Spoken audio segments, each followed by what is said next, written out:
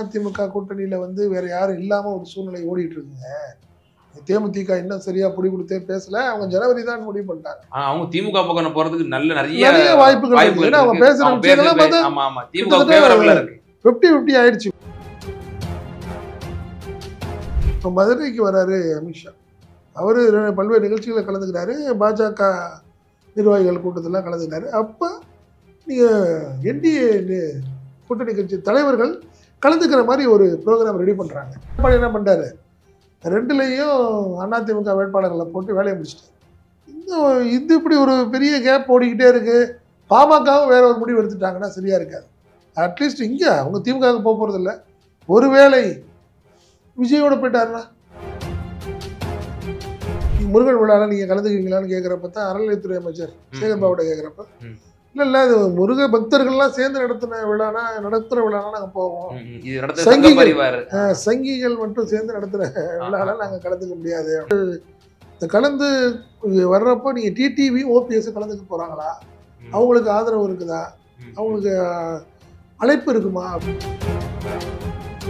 முடியை கடந்து நிற்கிறதுக்கு பாஜக ஒரு முடிவு பண்ணி வேலை பார்க்குது. ஆமாம்.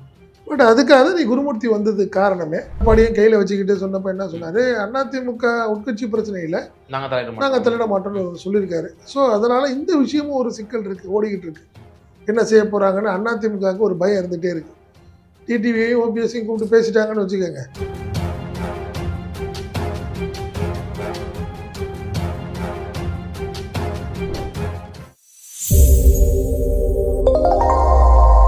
ஈத்தமிழ் நியூஸ் நேயர்களுக்கு வணக்கம். இன்றைய நேர்காணல் நிகழ்ச்சியில் நம்மோடு இருந்திருப்பவர் ஈத்தமிழ் நியூஸோட ஆசிரியர் மற்றும் பத்திரிகையாளர் திரு செந்தில் சார் அவர்கள். சார் வணக்கம்.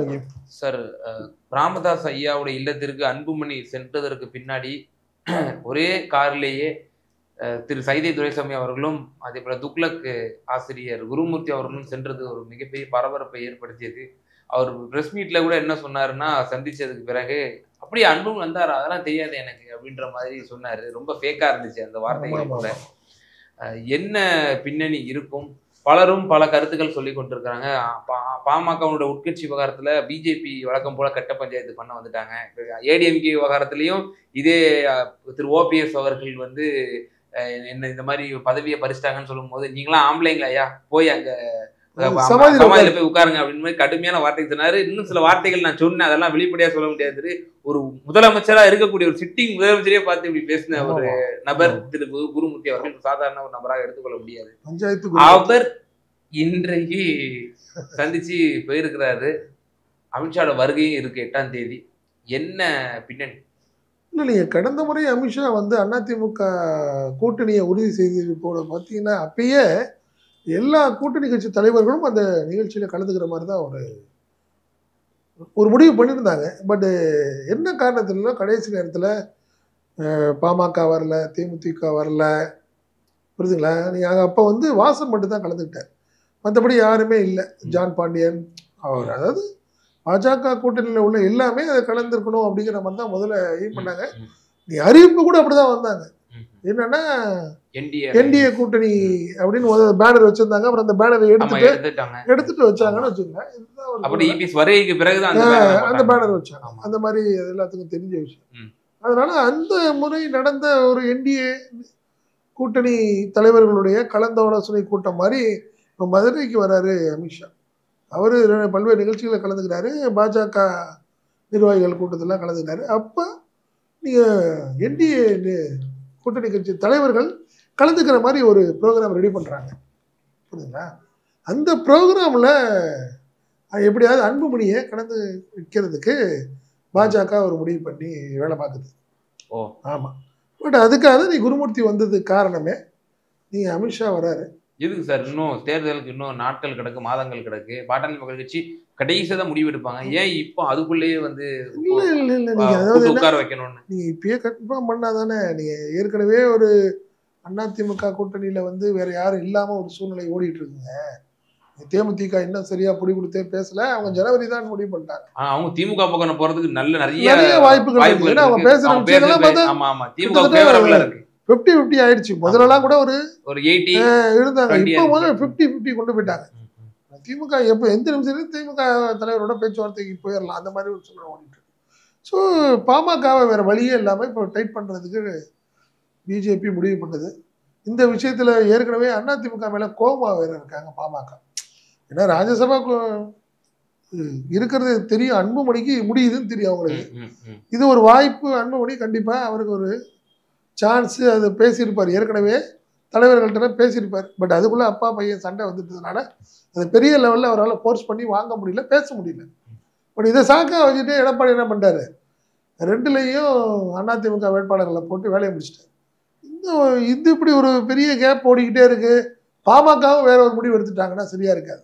அட்லீஸ்ட் இங்கே அவங்க திமுக போக போகிறது இல்லை, ஒருவேளை விஜயோட போயிட்டாருன்னா அப்படின்னு ஒரு அவங்களுக்கு இருக்கலாம்.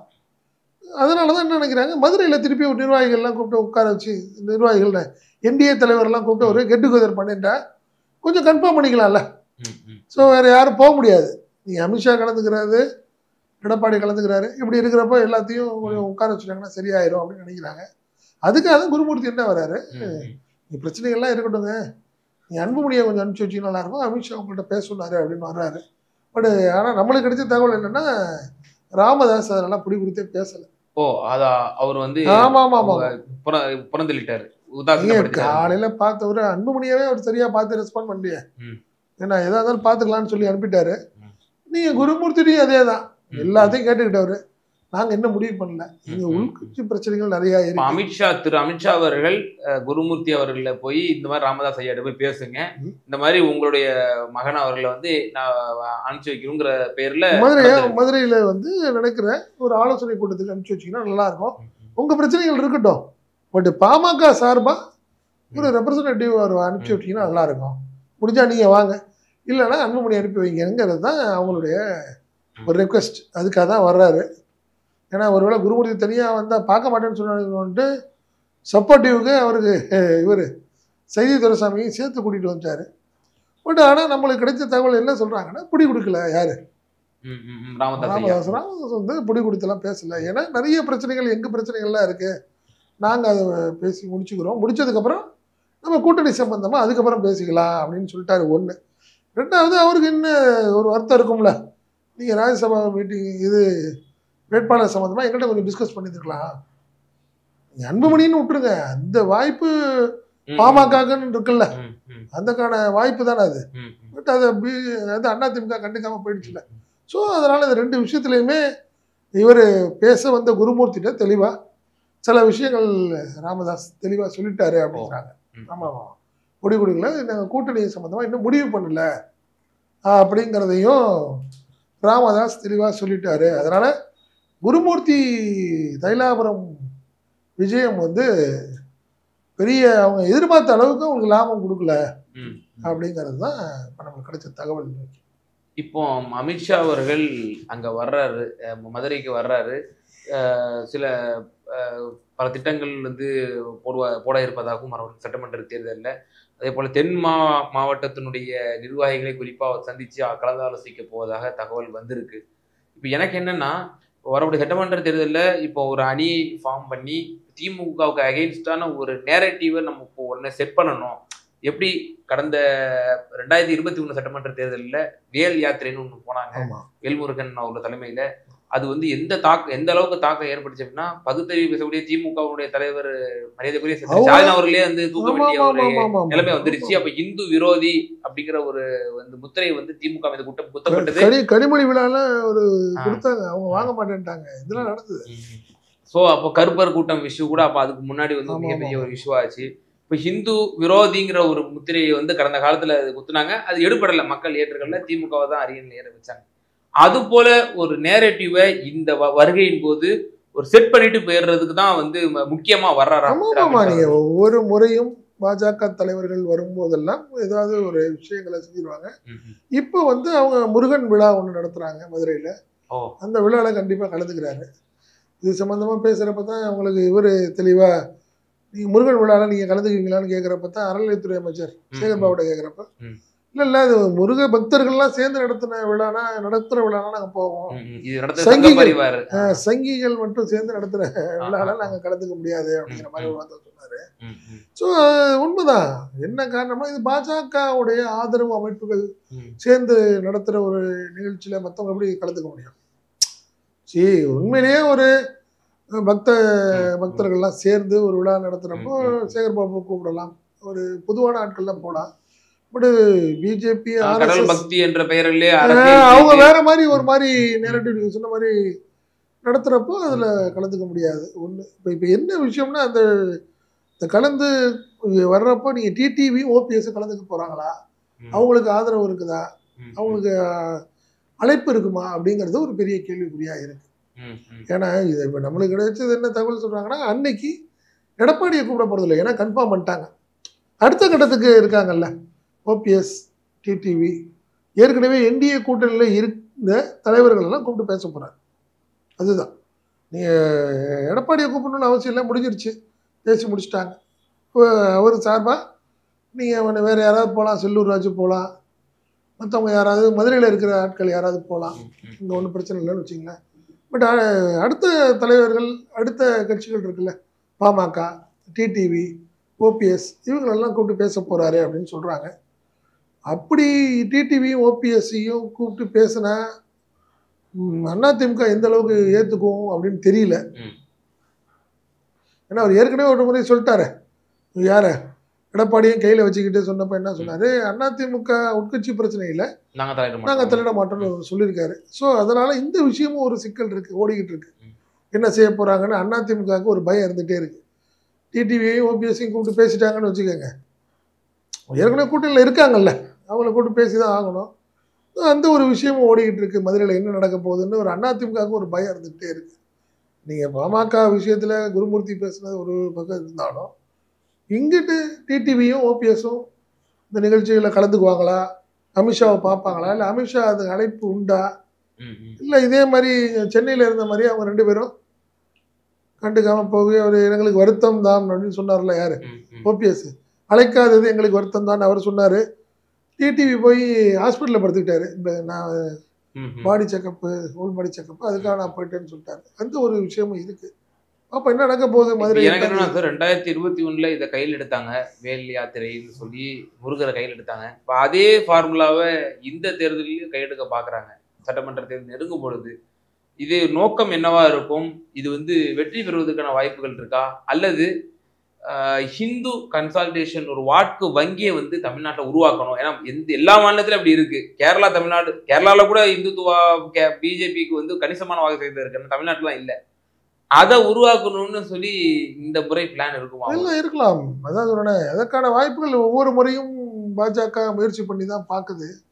இந்த முறையும் அதற்கான, அதனால தான் இது பிஜேபி நடத்தாத ஒரு நிகழ்ச்சியை வேற ஆதரவு அமைப்புகளை வச்சு நிகழ்ச்சியை நடத்துது. அதில் அமித்ஷா கலந்துக்குவார்.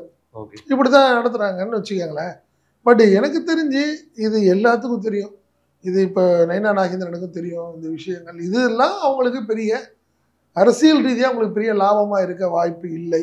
ஆனால் ஒரு நிகழ்ச்சி, இந்த நிகழ்ச்சியில் ஒரு 4 பேரை வர சொல்லி இதன் மூலம் ஒரு அரசியல் லாபம் கிடைக்குமா அப்படின்னு பிஜேபி நினைக்குது. அதுக்கான வாய்ப்புகள் மிக குறைவு தான் கடந்த கால வரலாறு.